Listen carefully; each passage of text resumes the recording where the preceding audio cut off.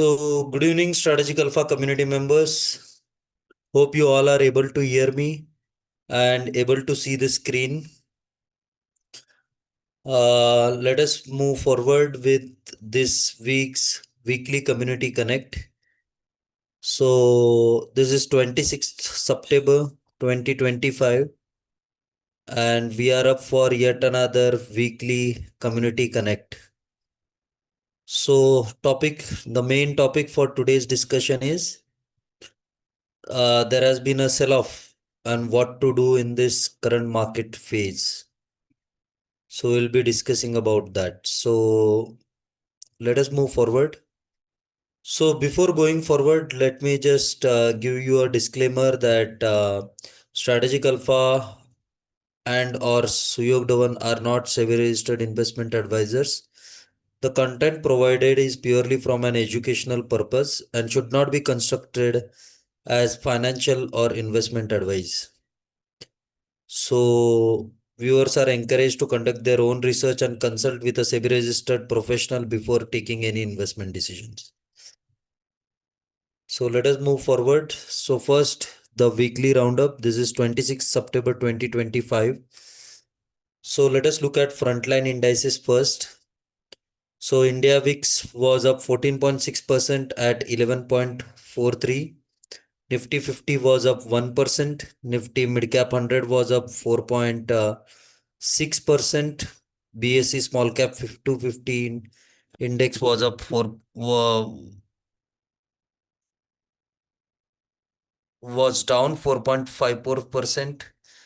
Nifty Public Sector Enterprise was down 2.13%. So there is some issue with the data. I think I'll skip this one.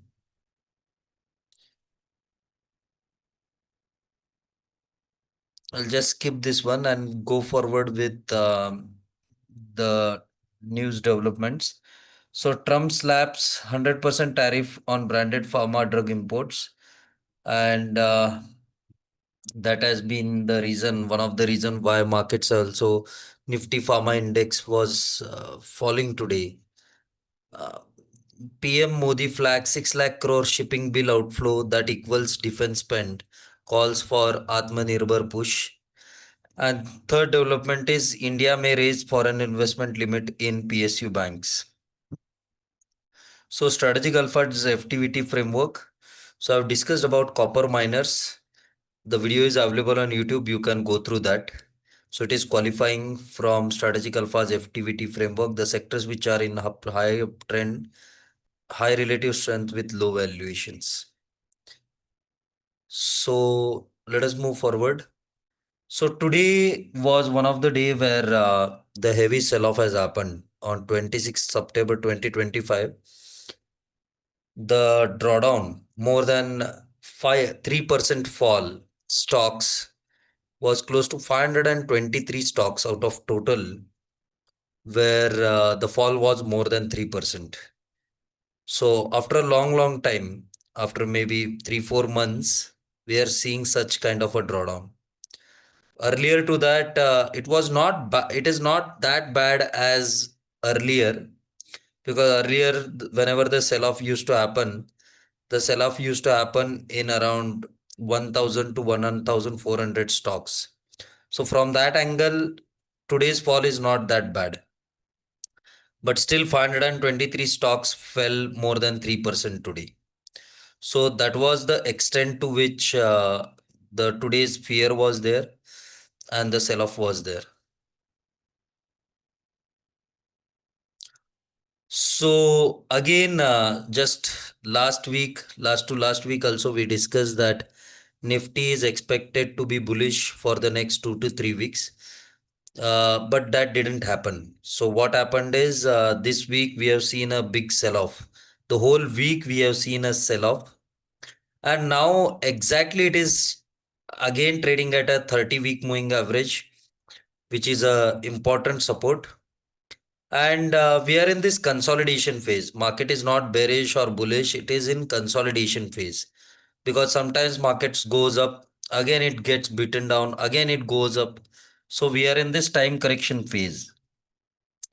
So again, Nifty is trading at a crucial support zone.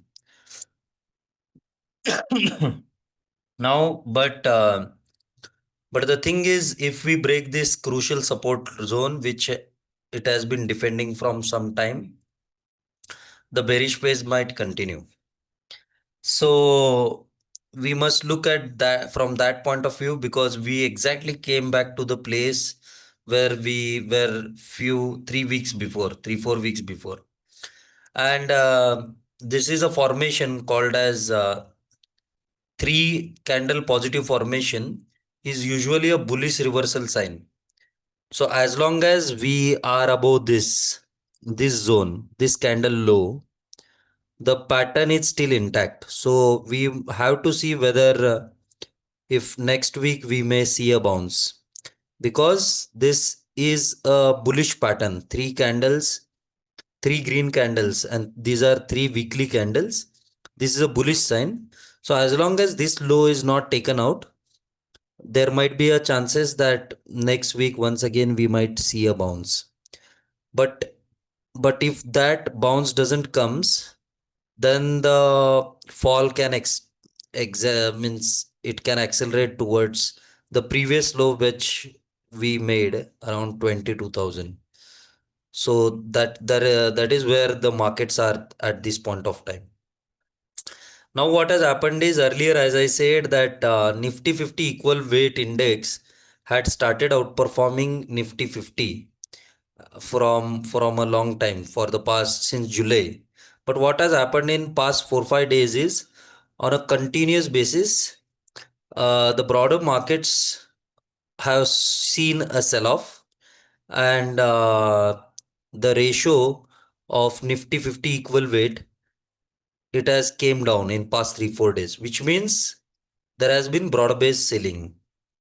Even this pattern is got broken down from the relative strength point, from relative strength index point also. So we need to check the if we are going to be bullish, or even if we are not going to be bearish, let us talk in that way. We have to see a recovery from Monday itself, else uh, the sell off can get accelerated. So that is what the reading is. Now, yeah, just last week we had discussed that PSU Bank Index has entered into stage 2 uptrend with a cup and handle breakout. So there was a clean cup and handle breakout, but there has been no follow-up buying seen. So this week, if there would have been a follow-up buying, would have still be bullish. But what has happened is, this week there was no follow-up buying after the breakout in PSU banks.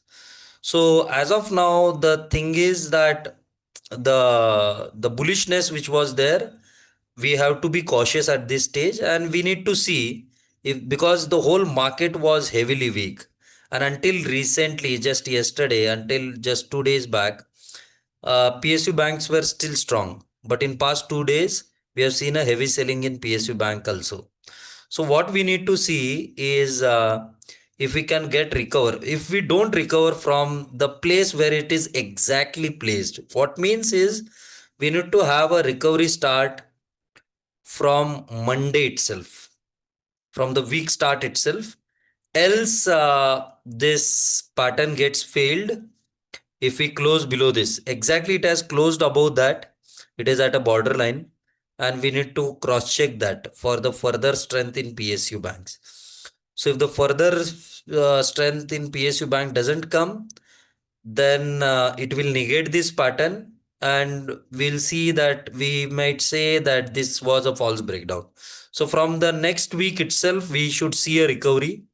Else, PSU bank also might enter into a weakness stage.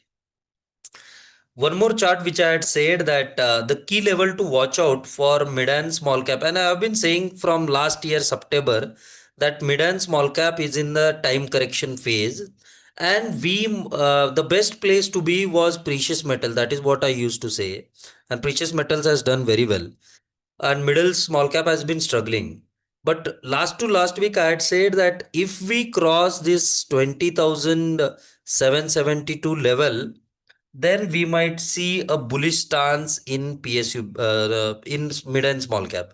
But what has happened is this week itself, instead of going up and closing above these levels, we have seen a sell off in mid and small cap, but it has exactly touched this 30-week moving average line, which means the hopes for the bulls is still there. But what we need to have is from the Monday itself, we should see a reversal, else then it will be a bad sign for mid and small cap also. So then it might go into a grinding phase. Once again it will enter into a long time correction and consolidation phase. So whatever recovery, if any, it has to come from the next week itself, else it will, as of now there are still hopes for the bulls. As of now, that is what we can expect, as long as this is above this moving average line. Last time we had discussed about the gold breakout about 3,500 USD, and that breakout was successful, and after that gold is in continuous uptrend, and it is gearing up towards 4,200 USD. So this is in dollar terms.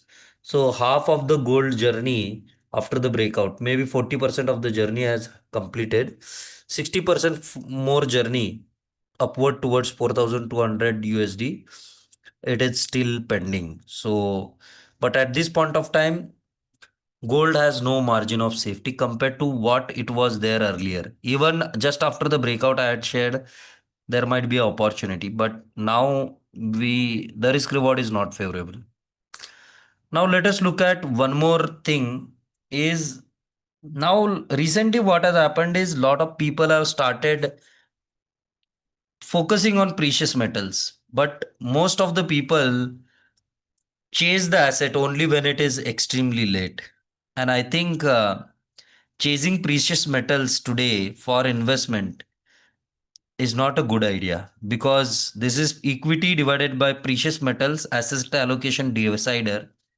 And here this is RSI on the downside. So green zone is the zone where you need to own more of equities. So usually this was COVID, this was 20 pre Modi election, this was before global, just after global financial crisis. That is the time you can even go 100% equities.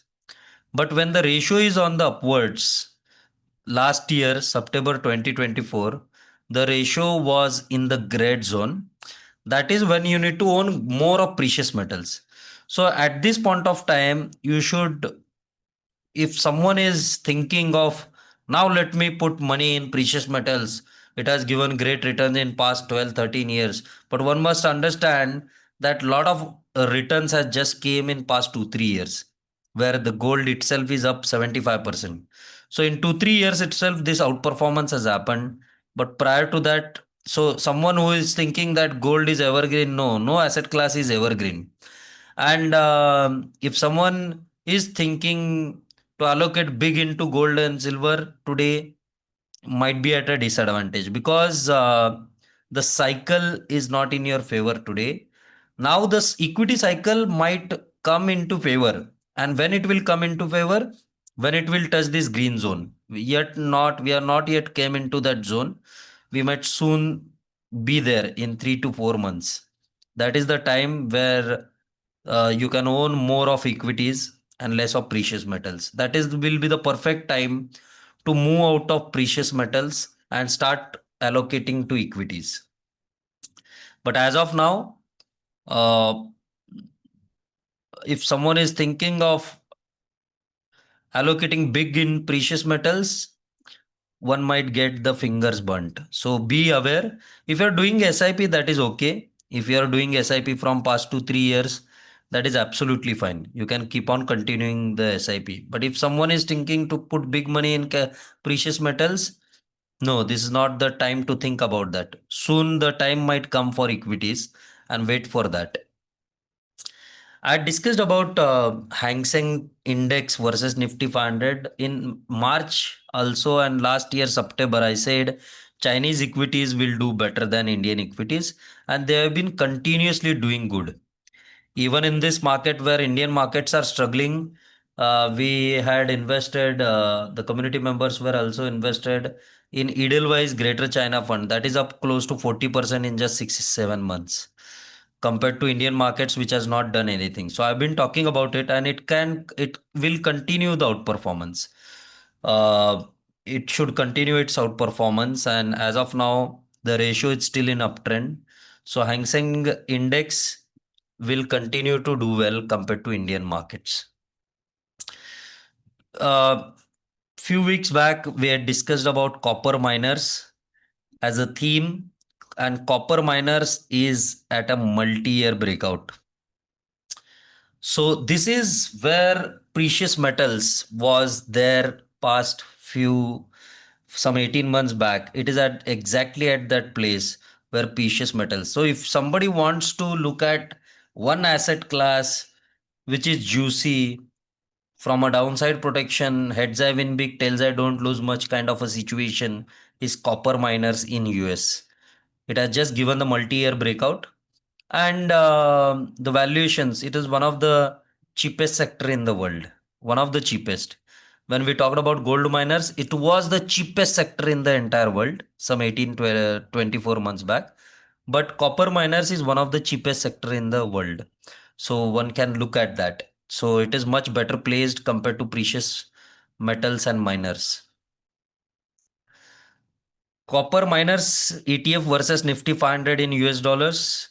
So last week, a few weeks back, told we were here, and I said that copper miners will outperform Indian markets.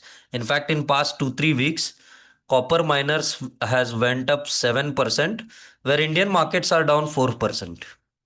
So that has given a super outperformance. This is a ratio chart of copper miners versus Indian markets. So there is a bull market going on in some part of the world. You if you can spot it, you will be able to ride it. And copper miners, I think the bull market has just started there. So this is gold to silver ratio. This is the time when in April I said it's a 40-year rarity in gold, in silver, and should be focusing, people should be focusing on silver. In fact, the video is available on YouTube, you can go through that. I said that silver is one of the best asset class. That is what we said in April. Why we said that? It is because gold to silver ratio was touching above 100, and only few times, once in 1988, once during COVID, and once recently in April, the ratio touched above 100. So it was a clear sign that one should own a lot of silver, and silver was trading at 95,000 then. Today silver is trading at 1,39,500. So the ratio has played out well. Now it can be costly if someone is looking at silver. There might be a chance that gold might start outperforming. So, because if you see this ratio line, many times gold to silver ratio has dropped to this level. Once again, the ratio has started moving up, which means when the ratio falls, it means that gold is underperforming the silver. Silver is outperforming the gold. So ratio, it fell down from 105 to 82 now. Now, this is a zone where it becomes tricky for silver. So if someone is chasing silver, please don't, because at this point of time, you can get your finger burnt. It is not a safe place where silver, because if gold falls, silver can fall big once again, where the ratio can cool off from 82 to 90 zones. So this is not a, chasing silver can be a costly affair now, especially if you are putting lump sum. If you are doing SIP, yes, not an issue. So silver on quarterly charts. So this is silver in dollar terms. So silver first it traded at around 48 USD in 1978. 2009, once again it traded at around 48. From there it fell. Once and again we are close to reaching those levels. And this is RSI line, which means that we might see that silver can do continuously well going ahead for at least few months as this ratio touch into this zone, from where it can decide whether it will fall down or whether it will go up. But at least for next few months, silver can do well. So if somebody is holding silver for next few months, you can still see that rally going forward. But once and not few months, also few weeks to 1 or 2 months, because 48 USD is the resistance, and today silver is already trading at 45.76. So one should be cautious on silver. If somebody is holding, the last phase of the bull run in silver might be there, and here once again we can reassess, because if this breakout happens, then the bull run might continue to the next level, whole next level, where silver can even touch $80 or $100. But this is the time over the next few weeks one has to be cautious on silver and see where the movement is happening. I'd not say I use the word last phase of bull run in silver. I take back my words. I'll say that this is the time to be cautious and see the trends. If this breaks out, then there can be a multi-year bull run in silver, which one would have never thought of. What can be silver level? So that levels can come, but this is a zone where we need to crucially watch that and what is happening, and also look at the fundamental developments, and then decide what can happen further. So we'll keep you updated in the weekly roundup sessions whenever we do so. But as of now, for next few weeks or 1 month or so, silver is can still continue the bull run. And we discussed about silver miners also. If this is the zone, 25 USD was the price where silver miners was there. We discussed that during the commodity bull run session. The video is available on YouTube. From there, from 25 USD, now silver miners are trading at 70 USD. It has become a multi-bagger already, close to 3x in just 15 months. Close to 3x in just 15 months. And we had talked about that silver miners are placed better than Indian markets. That too we discussed during the commodity bull run session. So it is continuing the bull run after a 9-year breakout. So let us see how high it can go. It can around $86 is where the resistance is there, next resistance. So we also discussed about copper bull run. So copper bull run has just started. So this is copper in LME, London Metal Exchange, and it has given a breakout. So this pattern is suggesting that copper should move 30-40%. Apart from that, we also discussed about the fundamentals in copper miners session, copper, the new bull run. That video we have discussed on YouTube. You can go through that to understand more. But it is at a breakout stage. So this was all about this week's discussion. More and more, I would discuss that markets are at a very critical juncture. From the next week onwards itself, we must see a bounce. Else, there will be a trouble for Indian markets. So we need to check that. Uh, they are trading at a very important and crucial zone, but from next week onwards itself, we need to see a recovery. Maybe if by the end of it means there is Saturday, Sunday in between, if we might see any positive developments from the Trump and related to tariff, we might see a bounce back once again. But if any negative development happens, the markets have become vulnerable and vulnerable for falls. So what should one do at this point of time? If let us say next week onwards, if the markets doesn't recover and still shows the weakness, first thing first, what you need to do is you need to cut down the stocks which are weak. And what are the stocks which are weak? The stocks which are below 30 week moving average, with when the markets are not below 30, we see here the index is not below 30-week moving average still. But if your stock is below 30-week moving average and the valuations are not cheap and you don't have that much conviction to hold on to that stock, such stocks should be aggressively cut down to raise the cash. Else, when the opportunity might be there in future, you might not have that cash. So that is what you should be doing going forward.